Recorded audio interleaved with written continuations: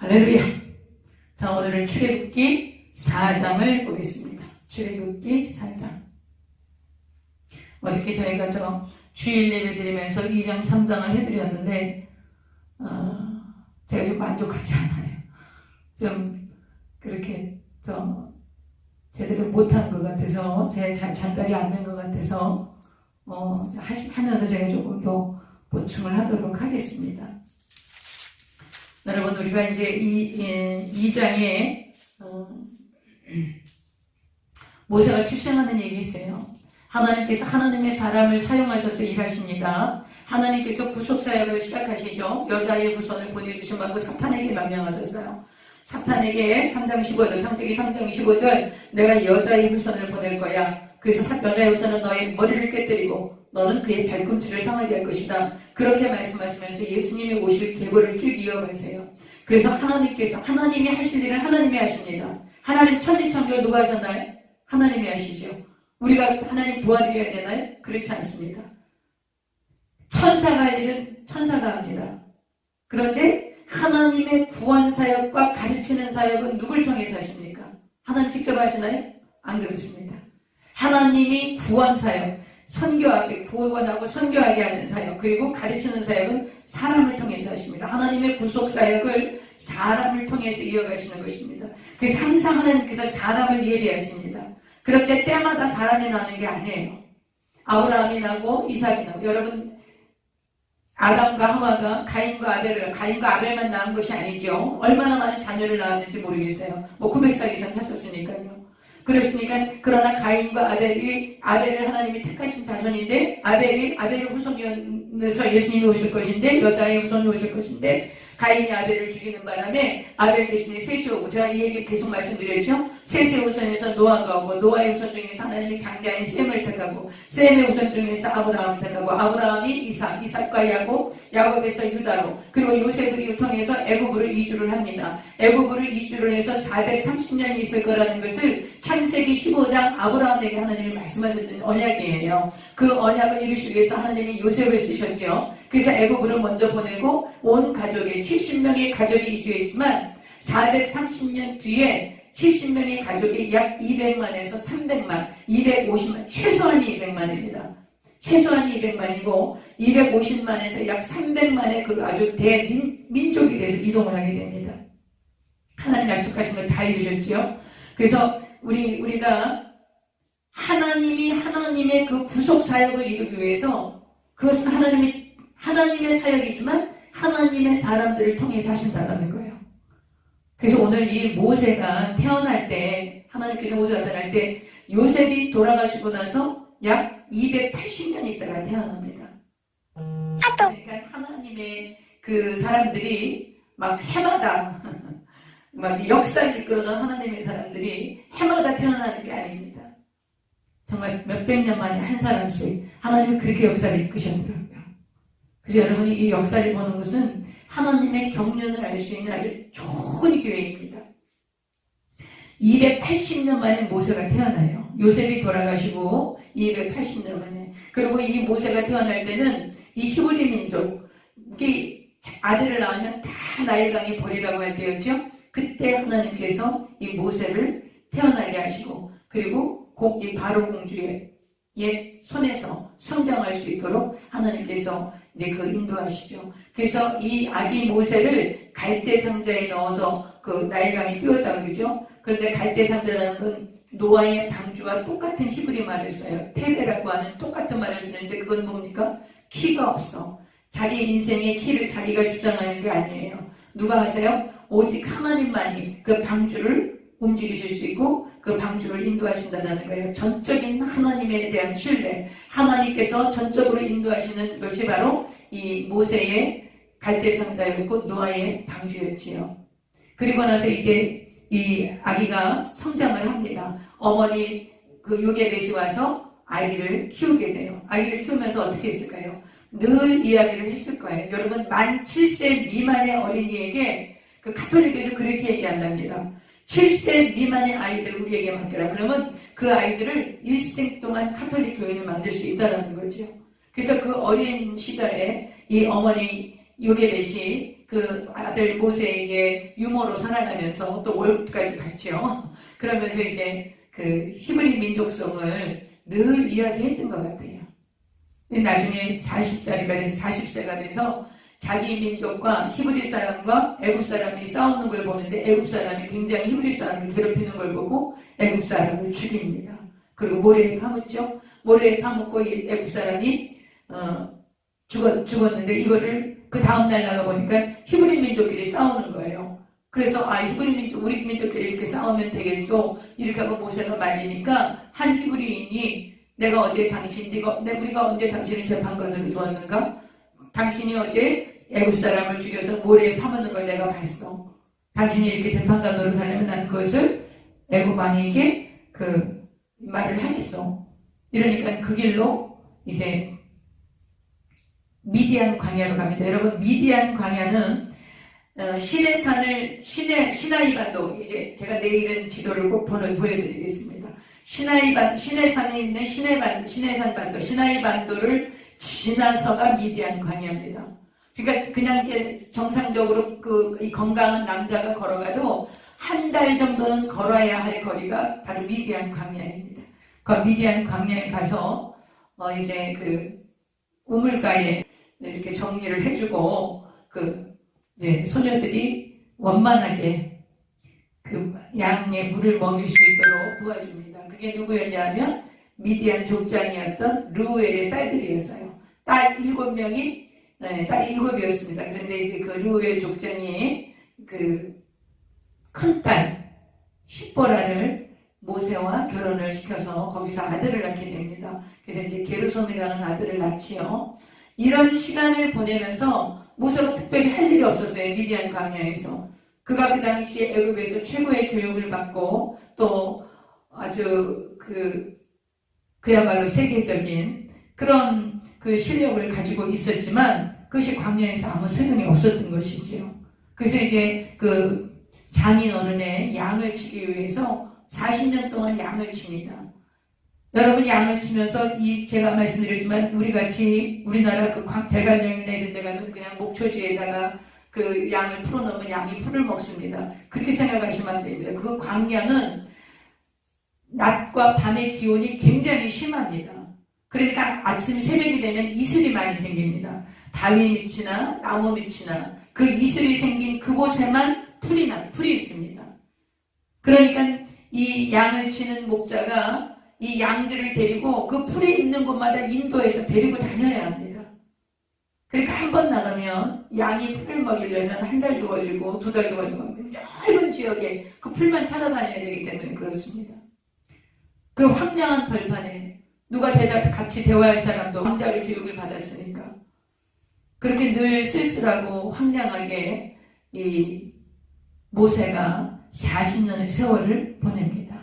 그 40년의 세월을 보낸 후에 호렙산에 도착하지요. 그러니까 그 미디안 광야에서 호렙산까지, 시내산까지 온 겁니다. 양에게 이 풀을 먹이려고. 거기 호렙산에서 그 떨기나무가 있는데 떨기나무가 불이 탔는데 나무가 안 타요. 불이 붙었는데. 하도 신기해서 올라갔지요. 그때 거기서 하나님께서 모세를 부르십니다.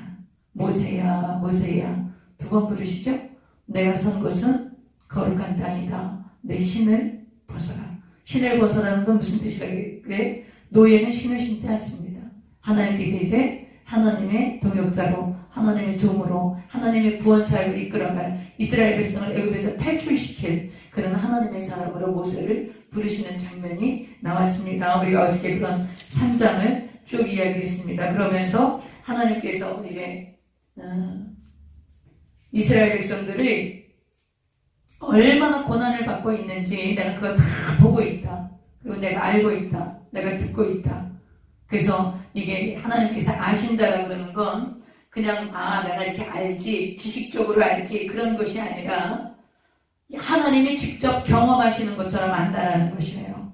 하나님이 직접 경험하시는 것처럼 내가 너희들의 그 고통을, 히브리 민족들의 고통을 안다고 이야기를 하시면서 이제 바로에게 모세를 보내서 애굽에서 히브리 백성들을 이제 탈출시키겠다 이렇게 얘기를 합니다. 그랬더니 뭐라 그래요? 안 가겠다고 그러죠, 모세가? 예, 내가 누구길래 내가 가겠습니까? 그리고 내가 가면 그 히브리 민족들 그 아주 못된 사람들이야. 이 모세 입장에서는 그 사람들이 네가 누구와 보냈길래 왔는가? 그럼 내가 누가 보냈냐고 그러면 누가 보냈냐고 그러니까. 그러니까 하나님께서 잠깐 모든 만물을 한번 살펴보시는 거예요. 아유, 나를 어떻게 설명할까? 나를 누구라고 할까? 누가 보냈다 그럴까? 그럼 네가 누가 보냈다고 그러면 그럼 나를 누구라고 설명해야 할까? 그럼 하나님이 계신 삼라만상을 다 돌아봤어요. 설명하려고, 하나님을 설명하려고, 하나님 누구라고 이야기해 주려고. 근데 모든 것이 하나님이 만든 피조물이야. 그러니까 하나님이 만든 피조물이 하나님을 대변할 수 있을까요? 그렇지 못하죠. 그래서 하나님께서 뭐라고 말씀하세요? I am that I am. 나는 스스로 있는 자야. 그렇게 말씀하시는 거예요. 그건 이제 하나님 나는 스스로 있는 자다. 이 말씀은 무슨 말씀이에요? 우리가 하나님 알 수 없어요. 하나님을 우리가 전부 알 수 없어. 하나님이 어떤 분이신지 우리가 다 알 수 없어. 이사야서에 보면 하나님이 하나님 빛도 창조하시고 어둠도 창조하셨다 그래요. 하나님이 우주를 뺨으로 대시고 바닷물을 손바닥으로 다신다 그러세요. 이 온 우주의 참신은 하나님 한 분뿐이라 그러세요. 여러분, 우리가 하나님께서 우리 생각 속에 제한되고 우리가 하나님이 하신 일을 다 깨닫고 다 알 수 있다면 그때는 더 이상 하나님이 아니신 거예요. 하나님은 우리 생각 속에 들어오지 않으세요. 그런 얘기 했었어요. 제가. 그것을 하나님의 은폐성이다. 하나님 우리가 다 알지 못한다. 우리가 아는 것은 성경에 계시해 주신 그 부분만 하나님을 알 수 있지요. 그것이 I am that I am. 나는 스스로 있는 자니라 바로 그 말씀이신 것이죠. 또 하나는 나는 스스로 있는 자라고 하시는 말씀의 또 하나 의미는 하나님께서는 하늘에서 이렇게 내려다보시면서 내 백성이 어떻게 하고 인류가 어떻게 하고 있구나. 그런 하나님이 아니시다는 거예요. 하나님은 일을 하세요. 내려오시길 원하시는 거예요. 우리 가운데 오시기를 원하셨어요. 임마누엘로 같이 함께 살기를 원하셨어요. 그래서 제단을 만들어서 예배드리게 하셨죠. 부족장 그 시대, 부족국가 시대에, 족장 시대에 아브라함이 단을 쌓고 이삭이 단을 쌓고 야곱이 단을 쌓았죠. 단을 쌓았다는 건 뭐예요? 예배드렸다는 거죠. 예배드렸다는 건 하나님께서 임재하셔서 그곳에 임하시길 원하셨던 거예요. 그래서 예배를 드리라고 그러는 거예요. 그래서 단을 쌓은 거예요. 저와 여러분이 예배 왜 드립니까? 아이고 주일이니까 가서 예배드리고 수요일이니까 예배드리고 예배드리러 가야지. 여러분 그래서 예배드립니까? 여러분 예배가 뭡니까? 예배는 예의를 갖추어서 절을 하는 거예요. 하나님께 예의를 갖추어서 절을 하는 게 예배입니다. 그러면 그 절을 그렇게 하면 예배를 드리면 하나님이 어떻게 하십니까? 그것을 봐주시고 임재하시는 것이죠. 왜 예배드리라고 그럴까요? 그 예배를 통해서 하나님 우리 가운데 거하기를 원하시는 거예요. 예수님이 왜 육신을 입고 이 땅에 오셨습니까? 예수님이 임마누엘 되시려고 오신 것입니다. 여러분 그래서 이스라엘 백성들은요 처음에 아브라함, 이삭, 야곱 시대에는 제단으로 그리고 이제 출애굽기에 하나님이 뭘 지으려고 그래? 뭘 지으라고 그러세요? 성막을 지으라고 그러세요. 성막. 왜 지으라고 그러세요? 이제 성막할 때 얘기할 거예요. 왜 지으라고 그러세요? 내가 거기서 너희와 만나겠다는 거예요. 지성소에서. 지성소까지 들어오면 이제 죄가 다 씻음받아. 번제단에서 양이나 소나 제물을 잡아서 피를 뿌리고 그리고 피를 다 쏟아내고 그리고 번제물로 거기다 그 번철에 올려서 다 태우고 물두멍에서 손을 씻고 분향단에 와서 향단을 올리고 그 촛대에서 성령으로 조명을 받고 말씀의 떡을 먹고 지성소로 들어오면 이제 죄가 없으신 그런 지성소로 들어와서 내가 거기서 너와 만나겠다. 그래서 성막을 만드신 이유는 뭐겠어요? 하나님 만나시려고 여기 우리 가운데 오시려고 그러신 거예요. 그 성막이 이제 가나안 땅에 들어가서 끝났어. 왕조가 시작됐어. 성전을 지어요. 그 성전이 누가 짓습니까? 솔로몬이 성전을 짓습니다. 근데 솔로몬 성전이 다 무너지죠. BC 586년 바벨론에 멸망당한 그 솔로몬 성전이 다 무너집니다. 그 나중에 또 수룹바벨이라는 그 포로기안에서 오신 분이 이 수룹바벨이 또 그 아주 성전을 짓는데 이게 굉장히 초라한 성전이었어요. 그러나 이 초라한 성전이 이제 나중에 헤롯이 예수님 당시에 헤롯이라는 사람이 헤롯은 유대인이 아니에요. 에돔 사람이에요. 에돔 사람. 에돔 알죠? 에서의 자손. 그 에돔 사람인데 에돔 사람 무시했거든 유대인들이. 그러니까 자기가 무시하는 거 싫어서 어떻게 하면 유대인들에게 관심을 살 수 있을까? 그러니까 그 수르바벨 성전이 너무나 초라한 거예요. 그러니까 그 수르바벨 성전을 리모델링 해주자. 그래갖고 너무나 근사하게 리모델링 하는데 예수님 당시에 46년이 걸렸어요. 그러니까 예수님 태어나기 이전부터 그 성전을 리모델링을 했는데 아직도 다 못한 거야. 예수님 당시까지도요. 그래서 이제 그 예루살렘 성전 그거 보면서 예수님께서 그 성전에 들어가서 그러죠. 이거 헐어버려라. 내가 3일 만에 다시 지을 거다. 그러니까 유대인들이 깜짝 놀라는 거예요. 자기네들은 성전이 있어야지만 거기서 하나님 만날 수 있다고 생각했거든요. 그러나 이제 예수님이 오시면 성전이 필요합니까? 아닙니다. 부활하신 예수님의 계시기만 하면 바로 그것이 성전이 되는 것이지요. 그 얘기를 이렇게 쭉 이렇게 하셨어요. 제가 왜 이 말씀을 하냐? 나는 스스로 있는 자 아니라 이 말씀은 하나님께서 우리 가운데 현존하여 계신다는 것을 얘기하시는 거예요. 나는 스스로 있는 자야. 이 말씀은요. 예우해, 아쉐르 예우해 이렇게 하는 이 히브리 말인데 이 예우해라는 말이 뭐냐면 현존하다, 이렇게 내려오시다, 함께 사시다 이런 뜻이에요. 그러니까 나는 너희들과 함께 있기 위해서 나 함께 있는 거야. 난 너희과 함께 사는 거야. 이게 나는 스스로 있는 자라는 뜻이 그 히브리 말씀이 그렇습니다. 그래서 여러분 이 나는 스스로 있는 자다 이 말씀이 무슨 말씀이라고요? 하나님은 하나님 자신을 온전히 다 드러내실 수가 없어요. 우리가 다 알 수가 없어요. 우리가 다 하나님을 알 수 있다. 그럼 그 이상 더 이상 하나님이 아니야. 그렇기 때문에 하나님께는 하나님의 그 은폐하신 그런 하나님의 속성이 있는 거예요. 우리가 알 수 없어요. 그래서 여러분 그 영적인 교만을 가진 사람들이 뭐라고 하냐면 하나님이 자기가 하나님하고 교통하고 하나님이 이렇게 말씀하시고 하나님이 어떻게 했다 그러고 그리고 어떤 이런 사이트에 이 인터넷 사이트에 그 아주 이런 어떤 분들을 보면 매일매일 하나님이 말씀하셨다고 그러는 사람이 있어요. 근데 어저께는 이 말씀하셨는데 오늘은 또 이 말씀하셨다고 그러는 사람들이 있어요. 여러분 그런 거 관심 가지시면 안 됩니다. 하나님은 그렇게 안 하십니다. 그래서 제가 그런 분들의 그런 그 사이트를 이렇게 보면서 보면 그런 분들은 성경 거의 몰라.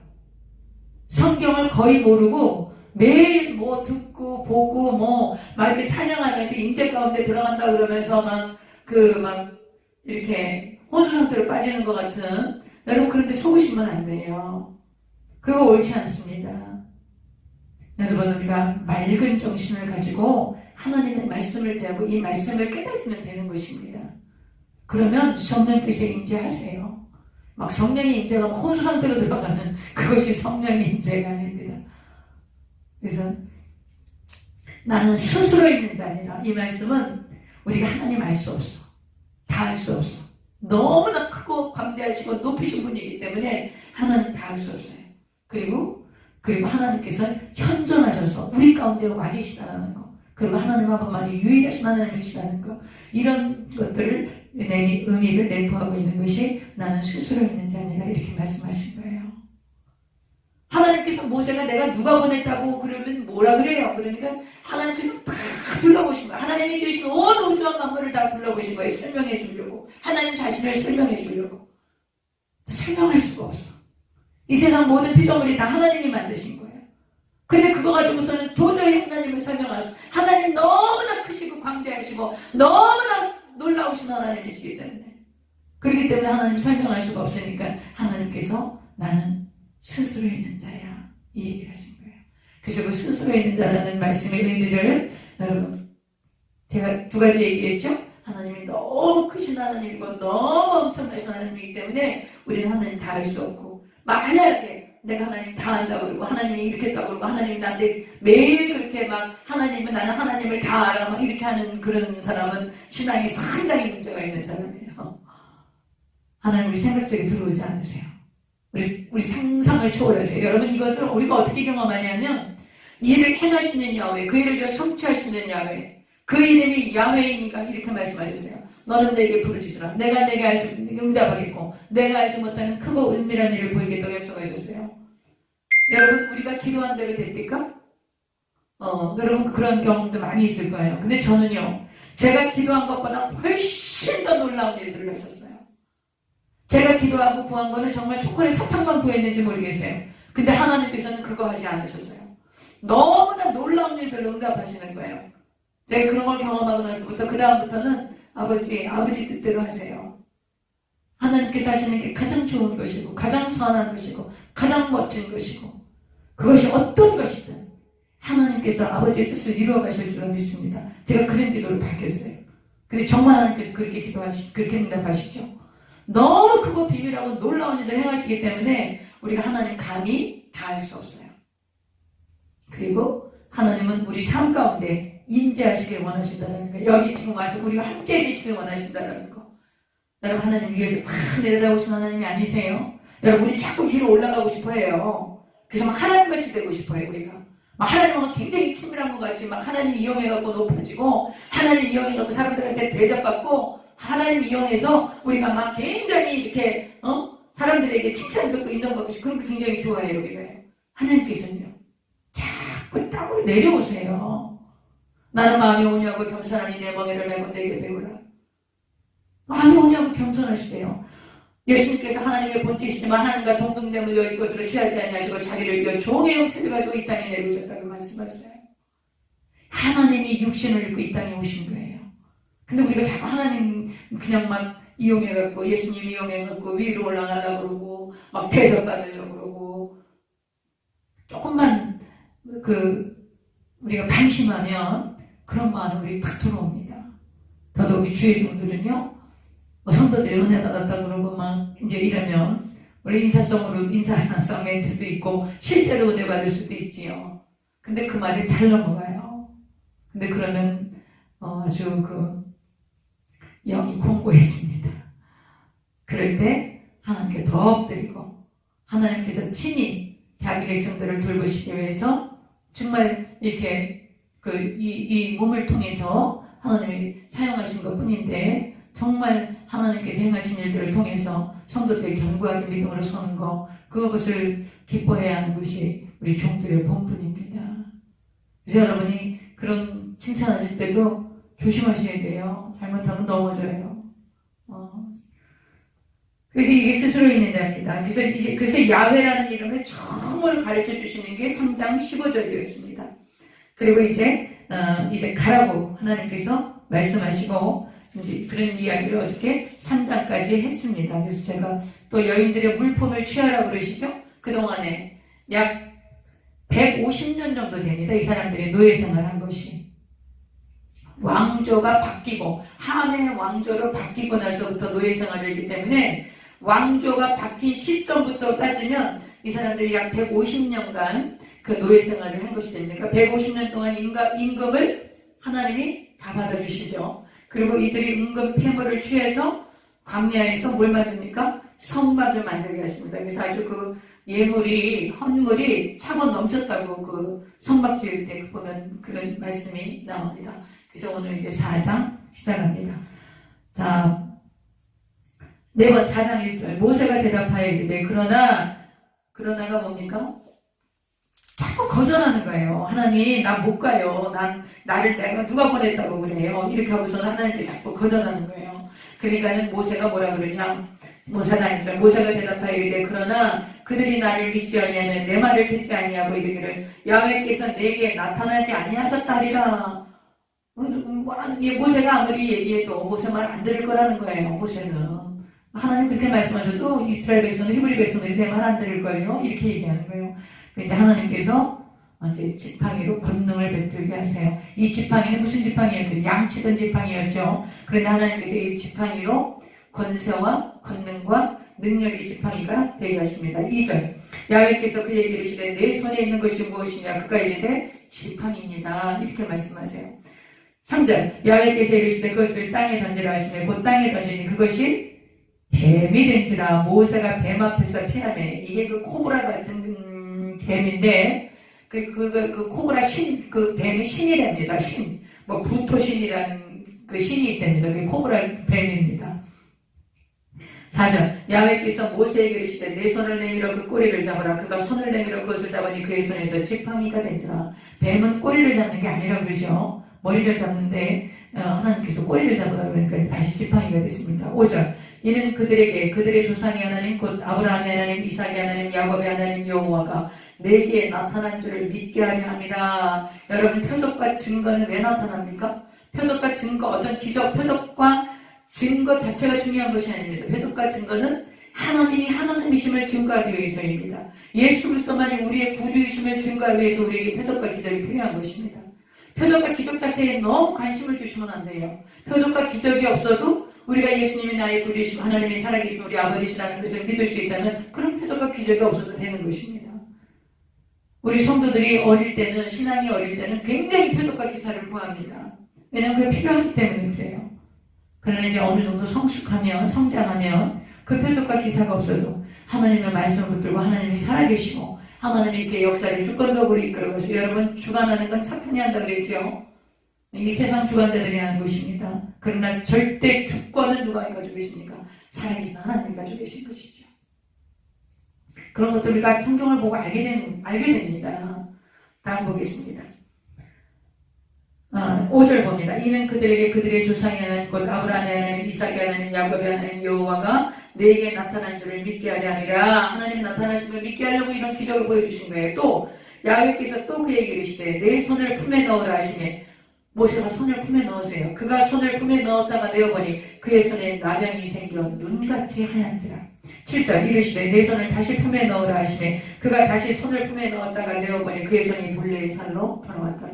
두 가지 표적을 주셨죠. 그러면서 하나님께서 뭐라고 그러시냐면요. 8절 보세요. 야훼께서 이르시되 만일 그들이 너를 믿지 아니하며 그 처음 표적의 표징을 받지 아니하여도 낮은 표적의 표징은 받으리라. 첫 번째 표징이 뭐였어요?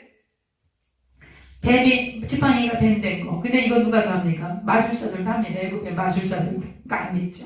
그 다음에 두 번째, 문둥병 드는 거. 이거 이제 그거 안 믿으면 두 번째 이거 시행하라는 거예요.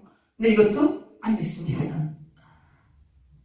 자, 이제 9절이요. 그들이 이 두 이적을 믿지 아니하며 내 말을 듣지 아니하거든 너는 나일 강물을 조금 떠다가 땅에 보라. 내가 떠온 나일 강물이 땅에서 피가 되리라. 나일 강이 신이었어요. 신. 나일 강이. 아주 그렇기 때문에 이 나일 강의 물이 피가 되는 것을 이제 보면 이제 이 애국 사람들이 기적이 나타난 것 줄 알 것이다. 그렇게 하나님께서 말씀하셨어요. 그런데 이 피를 만드는 것도 마술사들도 합니다. 2절까지 제안할 때 계속 보겠습니다. 이제 또 하나님한테 또 거절해요. 아주 모세가 굉장히 하나님께 부정적입니다. 아주 반항합니다. 안 가겠다는 거예요.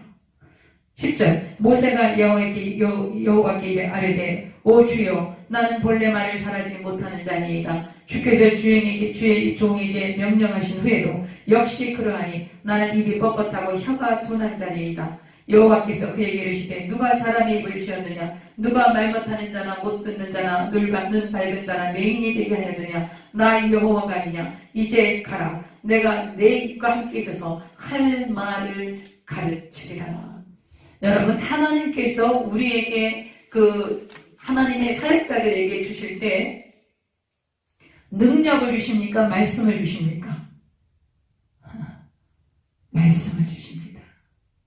그 능력이라는 건, 기적이라는 건 이 말씀이 하나님의 말씀이라는 것을 증거하기 위해서 표적과 기적이 필요한 것입니다. 하나님께서 우리에게 말씀을 주십니다. 오늘 모세에게 하나님께서 하나님의 말씀을 주시는 거예요. 내 말을 내 입에 둘 거예요. 너 말 못한다 그랬지? 내가 내 입과 함께 있어서 내가 할 말을 너 입에 넣어줄 거야. 내가 가르쳐 줄 거야. 그러니까 말 못해도 괜찮아. 자, 여러분, 하나님께서 우리에게 맡기시는 것은 말씀을 맡기시는 거예요. 예언이 무슨 뜻입니까? 예언이. 미래를 맞추는 게 예언입니까? 아닙니다. 맡을 예자입니다. 하나님의 말씀을 맡은 것이 바로 예언자인 것입니다. 그러므로 하나님이 하나님의 말씀을 먼저 주시는 거예요. 사역자들에게 먼저 주시는 게 뭐라고요? 말씀을 주시는 거예요. 그래서 말씀을 가르치는 게 우선입니다. 여러분, 우리가 지금 성경적으로 하고 있는 거예요. 하나님의 말씀대로 하고 있는 거예요. 말씀을 가르치는 것이 먼저입니다. 여러분, 신앙생활을 수십 년을 했는데도 창세기부터 계시록까지 성경 한 번도 제대로 이렇게 못 읽어본 사람들이 많습니다. 이번 기회에 하십시다. 그래서 이번 기회에 여러분 꼭 하시고, 여러분이 잘 마치신 다음에 또 여러분의 그 멤버들이나 주변에 여러분의 자녀들이나 이렇게 또 가르치세요. 말씀을 먼저 가르치는 것이 맞습니다. 하나님이 말씀을 먼저 주신 것입니다. 그리고 이 말씀은 하나님의 말씀인 것입니다. 자, 보겠습니다. 13절, 모세가 또 거절합니다. 모세가 또 거절해요. 보세요. 모세가 이르되 오 주님, 보낼 만한 자를 보내소서. 이렇게 얘기합니다. 대단하시요 모세가요. 5번을 거절하는 겁니다. 14절, 야훼께서 모세를 향하여, 이제 하나님께서 화가 나셨어요. 야훼께서 모세를 향하여 노하여 이르시되 레위 사람 내 형 아론이 있지 아니하냐? 그가 말잘하는 것을 내가 아노라. 그가 너를 만나러 나오라니 그가 너를 볼 때 그의 마음에 기쁨이 있을 것이라. 이제 화가 나셨어요. 노하여서 너무 모세가 고집 피우니까요. 하여튼 15절, 너는 그에게 말하고 그에게 할 말을 주라. 내가 내 입과 그의 입에 함께 있어서 너희들이 행할 일을 가르치리라.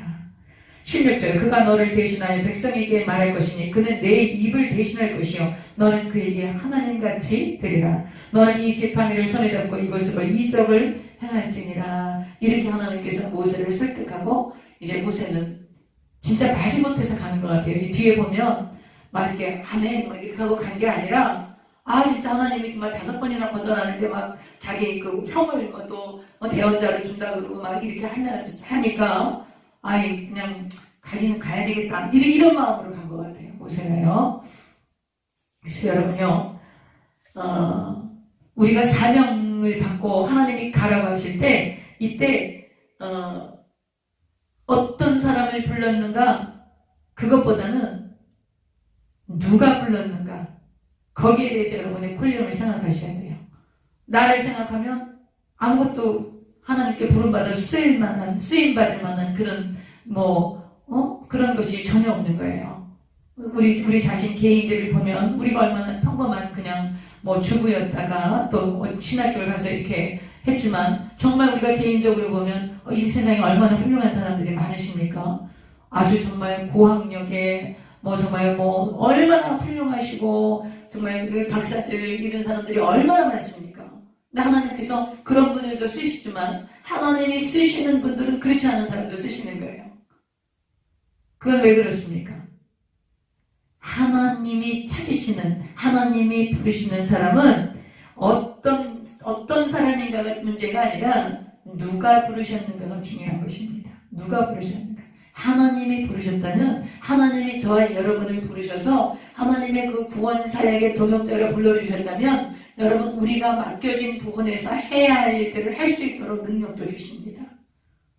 하나님이요, 저와 여러분이 정말 내가 장로로, 권사로, 집사로, 구역장으로, 또 교회의 여러 가지 직분자로, 또 우리가 성도로, 그래도 내가 엄마로, 아내로, 또 이런 여러 가지 그 우리의 삶의 역할이 있을 것입니다. 우리가 그게 다 콜링이에요. 다 부르심이에요. 그럼 그 부르심에 우리가 주 안에서 순종할 때 어떻게 합니까? 하나님이 나를 이곳에 부르셨다. 하나님이 나를 이곳에 세우신 것이다. 라고 생각하고 우리가 순종할 때 하나님이 거기에 맞게끔 모든 능력과 권세를 함께 주신다는 거예요. 그래서 여러분이 부르심을 받을 때 내가 어떤 사람이기 때문에 부르심 받은 거예요. 그거 따지지 마세요. 그러면 아주 굉장히 보기 싫어집니다. 아주 조금만 자기가 잘하는 것 같으면 이렇게 올라가고요. 또 자기보다 더 잘하는 사람이 있으면 아주 이렇게 비굴해집니다. 여러분, 그런 것은 아주 옳지 않은 태도입니다. 나를 부르신 분이 누구인가? 그분, 그 하나님 야훼, 내 아버지 하나님, 창조주 되시는 그 하나님이 나를 부르셨기 때문에 내가 맡겨진 모든 사역들도 다 감당할 수 있도록 하나님의 지혜와 능력을 주신다는 것을 여러분과 제가 믿을 수 있는 것입니다. 그것을 믿고 가야 되는 것입니다. 다 기억하세요. 어떤 사람을 부르셨는가가 문제가 아니라 누가 부르셨는가, 그 부르신 분이 책임지신다는 것을 여러분 확신하시고, 그냥 열등감에 빠지거나 아이고 나는 해본 일 없는데 그런 생각하지 마세요. 그런 생각 절대 하지 마세요. 여러분 무슨 학력이나 외모나 집안이나 여러분 그런 거 하는 그거 절대 안 보십니다. 문벌 좋은 자가 많지 않아요. 이렇게 이 높은 자가 많지 않습니다. 그래서 여러분과 저는 하나님이 나를 부르셨기 때문에 내게 주어진 것을 감당할 수 있는 그런 능력도 함께 주신다. 이런 것을 여러분이 아시고 모세처럼 그렇게 고집 부리지 마시고 즉시 순종하시길 바랍니다. 그 다음 보겠습니다. 이제 모세가 애굽으로 돌아옵니다. 18절 봅니다. 모세가 그의 장인 이드로에게 돌아가서 그에게 이르되 내가 애굽에 있는 내 형제들에게로 돌아가서 그들이 아직 살아있는지 알아보려 하오니 나로 가게 하소서. 뭐라 그래요? 하나님이 가라 그랬다고 가지 않죠. 그렇게 얘기 안 하죠. 형제들이 어떻게 잘 살고 있는지 내가 40년이나 지났기 때문에 한번 가보려고 합니다. 그러니까 이제 장인이 어서 가보시게 이렇게 얘기합니다. 이드로가 모세에게 평안히 가라 하니라. 19절 야훼께서 미디안에서 모세에게 이르시되 애굽으로 돌아가라. 내 목숨을 노리던 자가 다 죽었느니라. 40년이라는 세월이 흘렀기 때문에 다 그 애굽의 왕들과 자기 목숨을 노리던 사람들은 다 죽은 것 같습니다. 20절 모세가 그의 아내와 아들들을 나귀에 태우고 애굽으로 돌아가는데 모세가 하나님의 지팡이를 손에 잡았더라. 21절 야훼께서 모세에게 이르시되 내가 애굽으로 돌아가거든 내가 내 손에 준 이적을 바로 앞에서 다 행하라. 뭐요? 지팡이 던져서 뱀 되게 하는 거, 문둥병 솟아나게 하는 거, 나일강을 피로 만드는 거 다 행하라. 그러나 내가 그의 마음을 완악하게 한즉 그가 백성을 보내주지 않을 거야. 네가 기적을 행해도 여러분 기적은 왜 행합니까? 하나님의 말씀이 진실이라는 것. 하나님이 이 백성을 우리 이스라엘 히브리 백성을 보내라. 이것이 하나님의 말씀인데 이 하나님의 말씀이 하나님의 말씀이라는 것을 증명하기 위해서 이런 기적과 표적을 보여주라고 얘기하는 것입니다. 근데 바로가 말 듣지 않습니다. 여러분 바로가 왜 완악하게 했을까요? 여기서 이 완악함이라는 것은요 전혀 회개의 그 여지가 없는 사람, 돌아설 여지가 없는 거예요. 그 사람들이 완악한 거예요. 여러분 이 완악함이라는 것은 아주 용서의 가능성이 전혀 없는, 그리고 너무 완고해서 전혀 돌이키지 않는, 그래서 그 완고함 자체가 이미 심판을 받은 사람, 이런 사람이 바로 이 완악한 사람인 거예요. 그래서 하나님께서 바로를 심판하시려고 완악하게 하신 게 아니라 하나님께서 이 완악한 사람, 아주 심판을 초래하는, 전혀 돌이킬 기미가 없는, 회개의 여지가 없는 그런 강팍함으로 무장된 이 바로를 하나님이 사용하셔서 하나님의 하나님 되심을 드러낼 수 있도록 하나님이 이 바로를 쓰시는 것뿐이지, 하나님이 바로의 마음을 강팍하게 만들어서 하나님이 10가지 재앙을 보내셨고 그랬다는 의미가 아닌 거예요. 그래서 여러분 우리가 이게 아이고 저 사람 변화되겠지 그렇게 생각하는 사람들이 있습니다. 변화 안 되는 사람 많습니다. 예수님께서도 그런 얘기 하시는 거예요. 거룩한 것을 개에게 주지 말고 돼지에게 진주를 던지지 말아라. 그리고 제자들이 복음을 전하다가 막 핍박해. 그러면요 그 성에서 발에 먼지까지 다 떨어버리고 나오라 그러세요. 왜 그러세요? 안 받아들이는 사람 반드시 있습니다. 그러니까 여러분 그런 강팍한 사람들, 여러분 김정은이가 회개하겠습니까? 이런 히틀러가 회개했을까요? 기회가 주어지면 히틀러가 회개하겠습니까?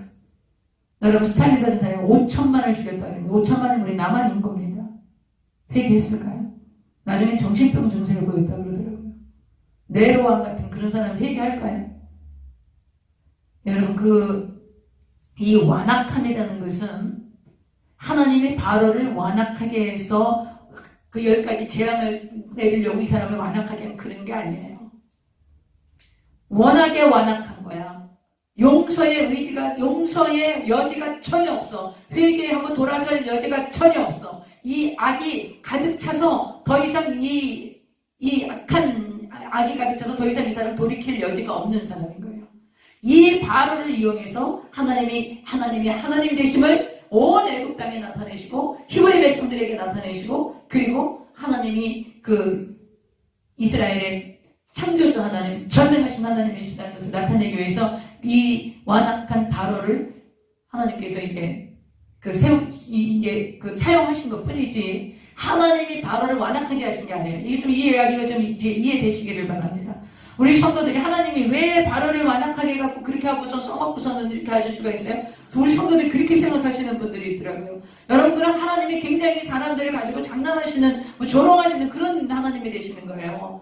그렇지 않습니다. 여러분, 하나님께서 우리에게 자유의지를 주셨고요. 우리가 선택하고 결정하는 의지가 많습니다. 그런데 이 당시에 애굽의 바로는 아주 그 세계 최강의 나라에서 자기가 신이야. 그렇기 때문에 이 히브리 노예의 신이 야훼라는 게 이 신이 나하고 어떻게 대결을 할 수 있겠어? 이런 신은 넌 나한테 얘기도 하지 마. 이러면서 정말 그 마음이 하늘에 닿고 아주 교만하고 전혀 회개하지 않고 전혀 용서의 여지가 없는 그런 강팍한 마음을 가진 이 왕을 하나님이 사용하셔서 하나님 그 왕의 그렇게 강팍함을 하나님이 보시고 그를 통해서 그에게 결코 하나님의 복종하지 않을 것을 아시고 하나님 되심을 나타내게 되신 거죠. 그래서 우리 성도들이 왜 하나님은 바로의 마음을 강팍하게 하시고 그러셨을까요? 하나님이 하신 게 아니에요. 우리 역사가 돌아가는 것도요. 제가 늘 어제도 그런 얘기 말씀드렸을 거예요. 우리가 많은 전쟁과 슬픔과 고난과 이런 학대를 받는 이런 것들이 지금 왜 그렇습니까? 세계 역사가 막 공산주의가 있어서 그냥 수천만 명을 막 학살하고 이런 일들이 왜 일어납니까? 누가 합니까? 하나님이 하십니까? 그럼 하나님이 심판받으셔야 되죠. 누가 하세요? 정사는 우리 성경에 통치자로 나옵니다. 통치자들과 권세자들과 세상의 어둠의 주관자들과 하늘에 있는 악의 영들이 하는 겁니다. 하나님께서 이것을 보고 계신 거예요. 지금요. 보시고 어느 순간 이들이 악이 가득 차면 반드시 심판하신다는 것이죠. 심판이 있다는 거 여러분 기억하세요. 심판하시는 분 하나님이 하시는 게 아니에요. 그럼 하나님의 심판받아야 돼. 악한 영들, 어둠의 세상 주관자들, 통치자들, 권세자들이 하는 거예요. 여러분 그래서 그러나 여러분, 저와 여러분, 하나님의 백성들 하나님이 책임져 주시고 돌봐주신다는 것을 확신하시기 바랍니다. 그것을 확신하세요. 저와 여러분 하나님이 돌봐주신다는 것. 그 다음 보겠습니다. 22절 보겠습니다. 너는 바로에게 이르기를 여호와의 말씀에 이스라엘은 내 아들 내 장자라. 이제 바로한테 가서 뭐라고 얘기를 하냐면 모세한테 하나님께서 바로에게 가서 이렇게 얘기하거라. 이스라엘은 여호와 하나님의 장자야. 그렇게 얘기하라고 그러시는 거예요. 그리고 내가 네게 이르기를 내 아들을 보내주어 나를 섬기게 하라 해도 내가 보내주기를 거절하니, 이것은 이제 모세가 가서 하나님이 우리를 보내라 그랬을 때도 너희가 우리를 보내는 것을 거절하기 때문에 이제 하나님께서 내 아들 장자를 죽일 거야. 이 얘기를 하라고 그러시는 거예요. 여러분, 하나님이 이스라엘 백성들을 장자로 삼으셨어요. 근데 그 장자를 나일강에 다 빠뜨려서 죽게 만들었어. 그러면 하나님께서 이제 이 애굽 왕자부터 애굽의 모든 장자를 하나님께서 다 갚으시기 때문에 다 죽게 하십니다. 여러분, 심판이 있다는 것을 기억하셔야 돼요. 심판이 있습니다. 그래서 여러분이 지금 막 악이 횡행하고 막 힘이 있고 권력 있는 사람들이 잘 되는 것 같아. 그리고 그 사람들이 막 마음대로 하는 것 같아. 그런데 여러분, 그렇지 않습니다. 반드시 심판이 있습니다. 이것을 우리가 깊이 생각하셔야 돼요. 저와 여러분의 심판이 있어요. 죄에 대한 심판이 있어요. 사망입니다. 그 심판의 끝은 사망입니다. 누가 우리 심판을 대신 받으셨어요? 예수 그리스도께서 대신 받으셨지요. 그래서 우리가 죄 사함을 받아서 하나님의 자녀가 된 것이 아닙니까? 그러면 지금 죄 사함 받지 못하고 죄 가운데서 하나님의 자녀가 되지 못한 사람들은 지금 어떻습니까? 심판 가운데 있는 것입니다. 보겠습니다. 24절. 모세가 길을 가다가 숙소에 있을 때 야훼께서 그를 만나서 그를 죽이려 하신지라. 모세가 또 길을 이제 애굽으로 가고 있는데 하나님께서 모세를 죽이려고 해요. 이게 굉장히 좀 뜬금없는 얘기가 나오는데 이 이야기를 좀 해드리겠습니다. 죽이려 하신지라. 십보라가 돌칼을 가져다가 그의 아들의 포피를 베어 그의 발에 갖다 대며 이르되 당신은 참으로 내게 피난편이로다. 블라드 허스반드라는 거야. 블라드 허스반드. 여호와께서 그를 놓아주시니라. 그때의 십보라가 피난편이라 하면 할례 때문이었더라. 여러분, 모세가 레위인 레위 족속 아닙니까? 그러니까 전부 다 할례를 행했을 것입니다. 근데 이제 이 미디안 족장의 딸 이 십보라와 결혼을 해서 아기를 낳았어요. 게르솜을 낳았죠? 게르솜을 낳아서 할례를 행하지 않았어요.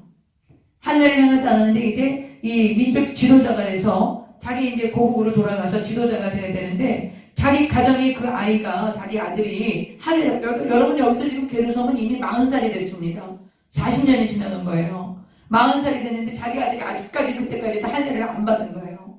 그러니까 하나님께서 보실 때 합당치 않은 것이지.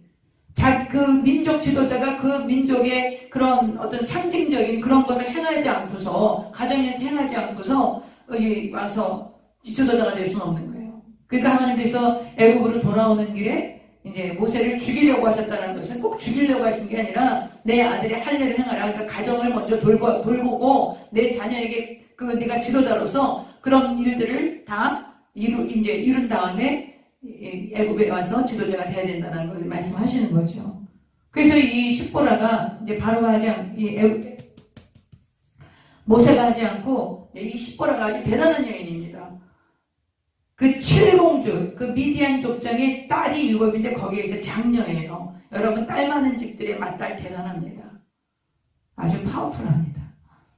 자기 아들의 그 할례를 행합니다. 이 십보라가. 아들의 할례를 행해서 그 표피를 남편의 발 앞에 던지고 자 예소 이제 할례를 행했으니까 이제 됐어? 이렇게 하는 거예요. 이 미디안 여인이니까 할례에 대한 개념이 없는 거죠. 그러니까 워낙에 강하고 또 이러니까 그냥 할례 안 하면 어떠냐 이렇게 모세도 생각하고 그냥 자기가 고향에 돌아갈 거라고 생각도 안 하고 그냥 미디안에서 나는 이렇게 살다가 죽겠지 이렇게 생각하고 아들한테 그걸 향하지 않았던 것 같아요. 근데 하나님 그걸 용납하지 않으신 거죠. 그러니까 십보라가 것을 하고 그 표표를 던져서 남편에게 당신 내 피난편이다. 꼭 우리 아들의 피를 봐야 되겠냐? 이러면서 이제 그것을 던지고서는 어떤 이 히브리 문화 그 성경이 아닌 그런 책에 보면 이렇게 하고서는 이 십보라가 도로 고향으로 갔대요. 남편 안 따라가고 그런 그 이야기 후회담이 있습니다. 그러나 그것은 성경에 없으니까 이 이야기입니다. 이 할례를 행했던 그 아들의 할례를 행했던 이야기입니다. 27절 보겠습니다.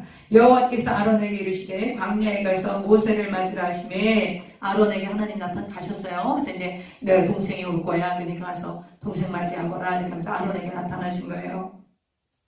아론에게 이르시되 광야에 가서 모세를 맞으라 하시매 그가 가서 하나님의 산에서 모세를 만나 그에게 입맞추니 모세가 야훼께서 자기에게 분부하여 보내신 모든 말씀과 야훼께서 자기에게 명령하신 모든 이적을 아론에게 알리니라. 모세와 아론이 가서 이스라엘 자손의 모든 장로를 그 이스라엘 자손들의 장로 어른들이죠. 어르신들을 이제 모으고 30절 아론이 야훼께서 모세에게 이르신 모든 말씀을 전하고 누가 전해요? 아론이 전해요. 모세가 난 말 못해요. 계속 이러니까 이제 아론이 다 말을 대신 다 하게 됩니다. 그 백성 앞에서 이적을 행하니 하나님이 주신 지팡이로 이제 이적을 몇 가지 행한 것 같습니다. 그랬더니 백성이 믿은 거예요. 여러분 이스라엘 백성들이 이렇게 믿겠습니까? 모세가 갑자기 뜬금없이 나타나가지고 하나님이 이렇게 하라고 그랬다면 믿겠어요? 그러니까 표적과 기적을 하나님이 주신 대로 행했더니 그때서야 이스라엘 백성들이 모세를 믿은 것이죠.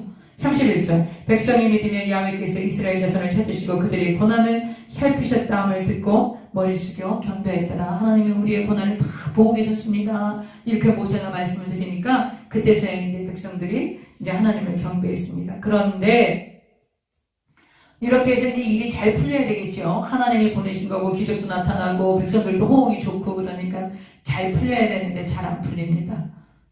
여러분 하나님의 일을 제가 그 교회사 2000년 교회사가 쭉 있습니다. 교회사를 공부를 하면서 이렇게 쭉 보면 정말 위대했던 하나님의 사람들이 있습니다. 그 중에는 물론 조영기 목사님도 포함이 되어 있지요. 그러나 2000년 교회사의 사도 바울을 비롯해서 12사도를 비롯해서 그 이후에 교우들이나 또 많은 주의 종들의 그 주님을 따랐던 그 흔적들을 보면 잘 돼야 되잖아요. 하나님께 헌신했으니까.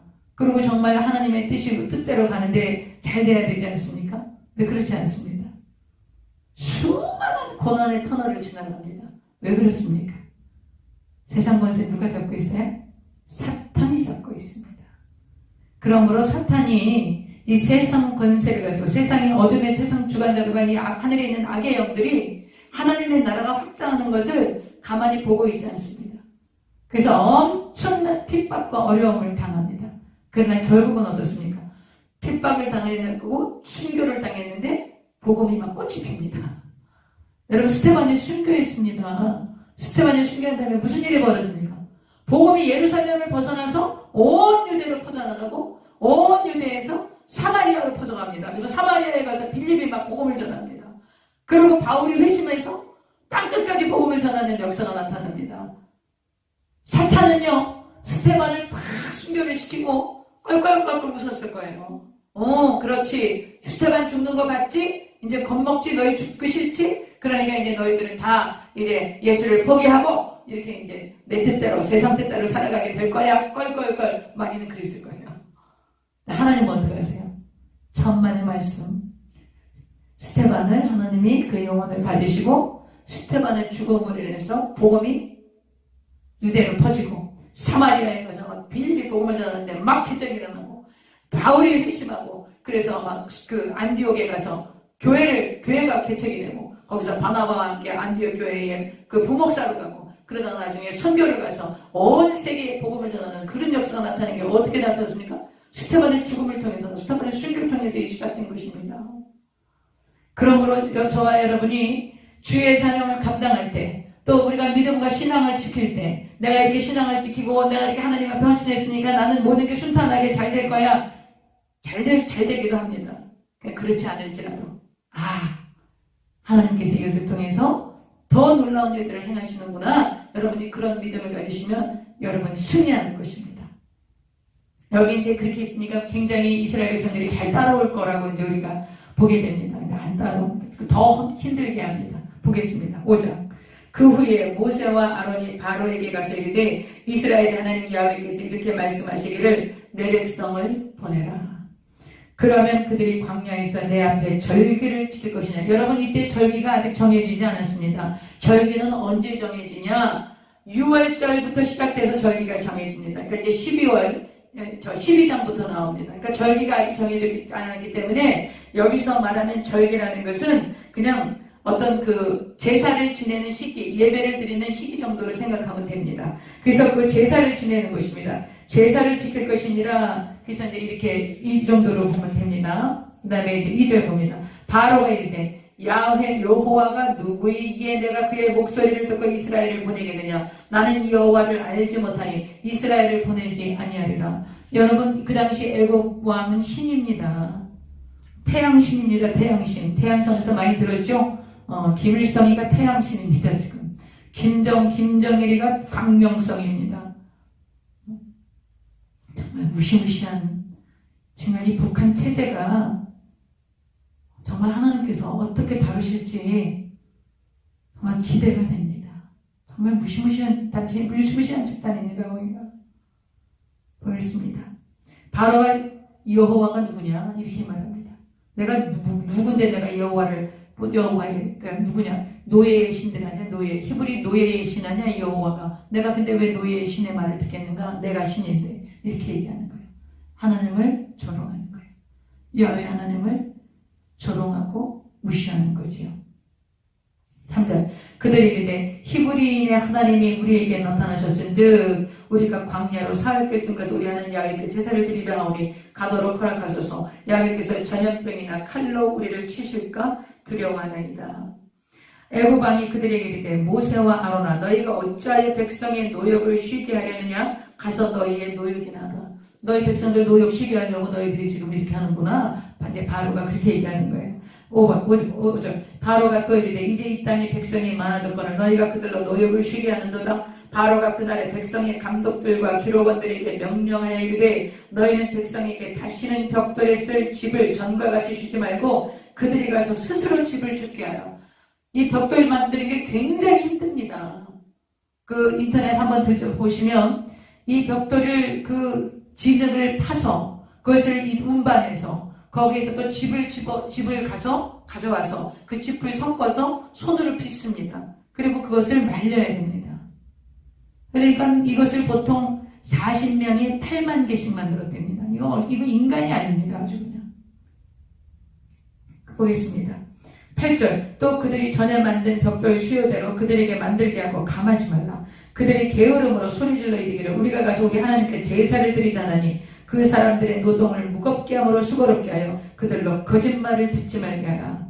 백성의 감독들과 기록원들이 나가서 백성에게 말하여 이르되 바로가 이렇게 말하기를 내가 너희에게 집을 주지 아니하리니 너희는 집을 찾을 곳으로 가서 주우라. 그러나 너희는 조금도 감하지 아니하리라 하셨느니라. 이 집더미를 집을 다 찾으러 또 돌아다녀야 됩니다. 그리고 그것도 운반해야 됩니다. 그러니까 하여튼 이 히브리 백성들의 고생이 이루 말로 날 수 없는 거지요. 하나님께서 그렇게 말씀하셨으니까 바로가 말을 들을 줄 알았지만 그렇지 않았던 거예요. 13절요. 감독들이 그들을 독촉하여 이르되 너희는 집이 있을 때와 같이 그날의 일을 그날에 마치라 하며 바로의 때리며 채찍 맞고 혹독한 그 노예의 삶을 사는 이 히브리 백성들, 이스라엘 백성들 너무나 삶이 공고했지요. 때리며 이르되 너희가 어찌하여 어제와 오늘에 만드는 벽돌의 수요를 전과 같이 치르지 아니하였느냐 하니라. 이스라엘 자손의 기록원들이 가서 바로에게 호소하여 이르되 왕은 어찌하여 당신의 종들에게 이같이 하시나이까. 당신의 종들에게 집을 주지 아니하고 그들이 우리에게 벽돌을 만들라나이다. 당신의 종들이 매를 맞사오니 이는 당신의 백성의 죄니이다. 그랬더니 바로가 뭐라 그래요? 17절. 바로가 이르되 너희가 게으르다 그러므로 너희가 이르기를 우리가 가서 야훼께 제사를 드리자 하는도다. 이제 가서 일하라. 집은 너희에게 주지 않을지라도 벽돌은 너희가 수량대로 바칠지니라. 아주 바로가 너무나 냉정하고 냉혹하게 너무 가혹하게 이렇게 반응을 합니다. 19절. 기록하는 일을 맡은 이스라엘 자손들이 여러분 이 당시에 그리고 모든 그 국가들이 그 노예로 이제 어떤 그 국가를 지배하게 되면 자기네들이 직접 통치를 하지 않습니다. 그 나라의 그 사람들을 뽑아서 자기 민족을 돌보도록, 그러니까 돌보는 게 아니라 이제 착취하고 또 막 어떤 명령을 내리는 것을 그 피지배 국가의 사람을 사용합니다. 그러니까 우리나라도 친일파 이래서 옛날에 이런 우리 민족이 우리나라 사람과 힘들겠다 그러죠. 유대 예수님 당시에도 로마의 앞자리로 있었던 세리들, 그 중에 하나가 예수님 제자였던 마태도 그런 사람이었죠. 그리고 하여튼 그래서 여기서도 지금 이 히브리 민족, 히브리 사람이 이 히브리 민족의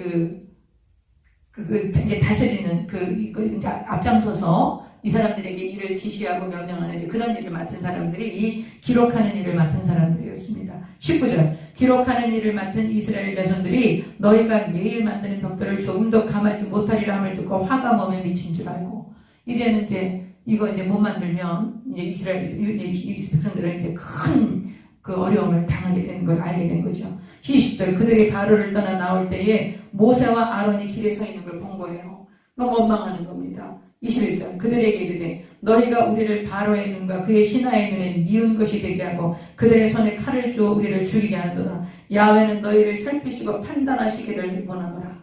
여러분 22절 보겠습니다. 모세가 야훼에게 돌아와서 모세가 기가 막히죠. 하나님이 가라 그래서 겨우 왔는데 또 백성들이 안 믿어줘서 기적을 베푸니까 겨우 백성들이 믿어주고 이제 바로에게 가서 얘기하면 바로가 금방 그 얘기를 듣고 백성들을 보내줄 줄 알았더니 이것은 더 힘들게 더 아주 엄청난 그런 고역을 시키고 그래서 백성들의 마음이 이 모세와 아론에게 마음을 닫는 것입니다.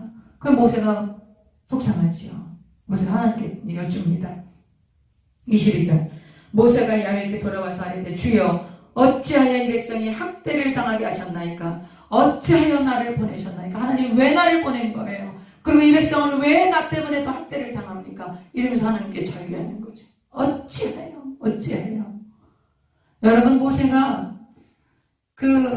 애굽에서 탈출해서 미디안 광야에 갈 때 모세의 마음, 그리고 하나님을 만났을 때 그 시내산에서 하나님이 계속 설득시킬 때 안 가겠다고 하는 그 모세의 마음, 겨우 설득당해서 와서 하나님께서 그렇게 기적을 보여주셨으니까 이제 그 기적을 보고 좀 일이 잘 풀릴 것 같을까 싶었는데 전혀 안 풀리고 다시 백성들이 모세를 향해서 원망할 때 그 모세의 마음, 여러분 그 모세의 마음을 좀 우리가 좀 읽어가셔야 됩니다.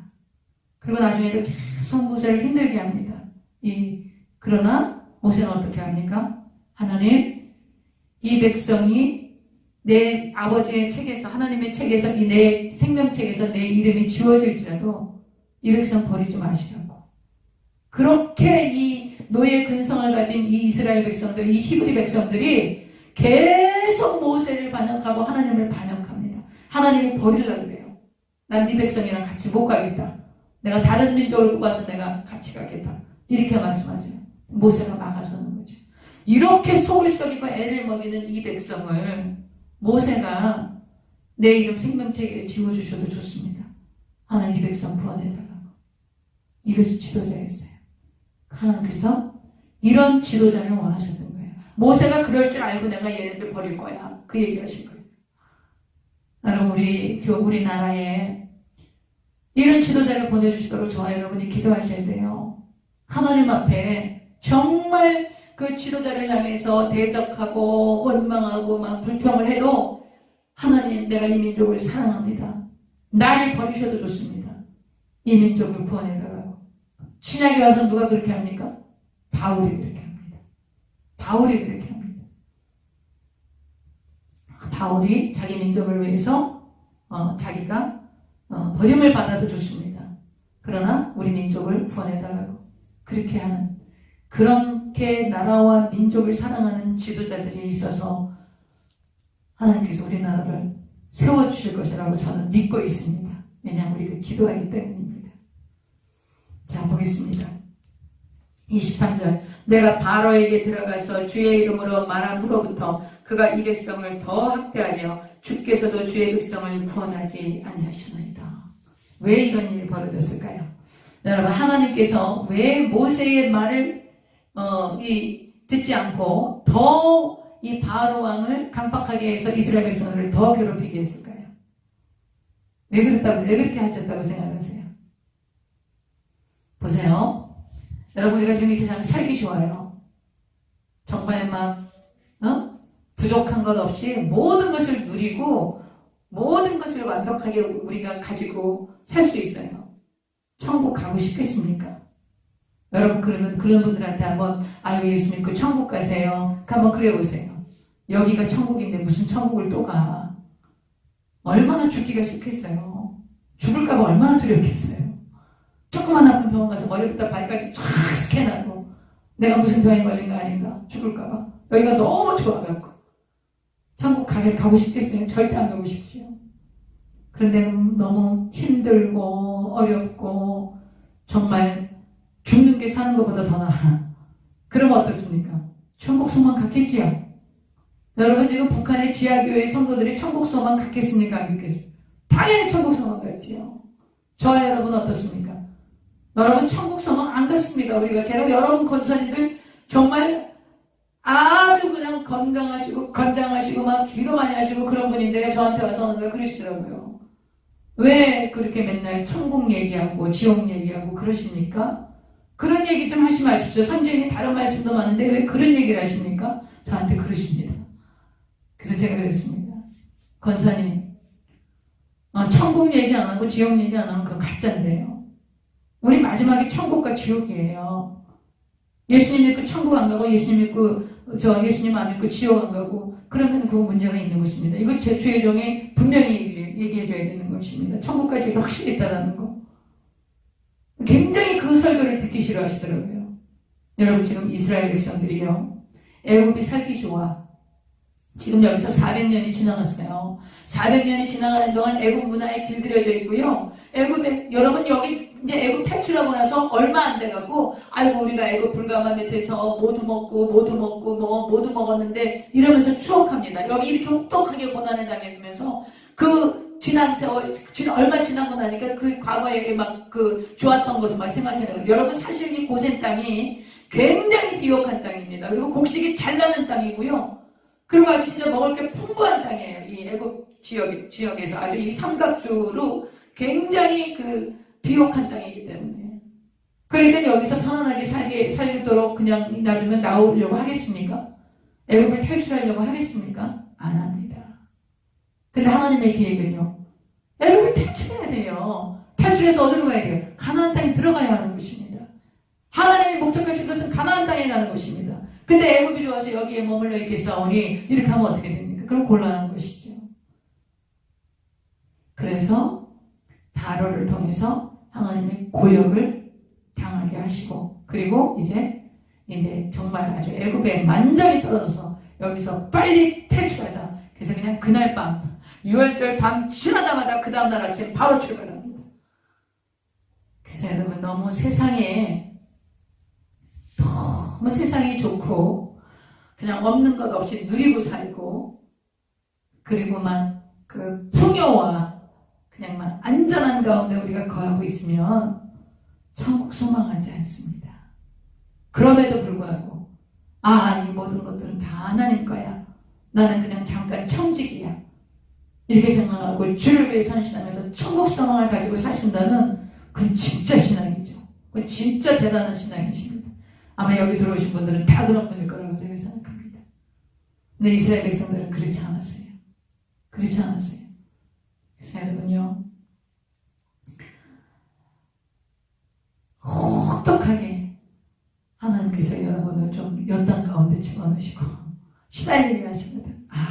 주님께서 내가 이 세상 좋아할까봐 천국 소망 가지고 믿음의 길로 오라고 이렇게 나를 이끌어 가시고 권면하시는구나. 그렇게 하시고 여러분이 승리하셔야 합니다.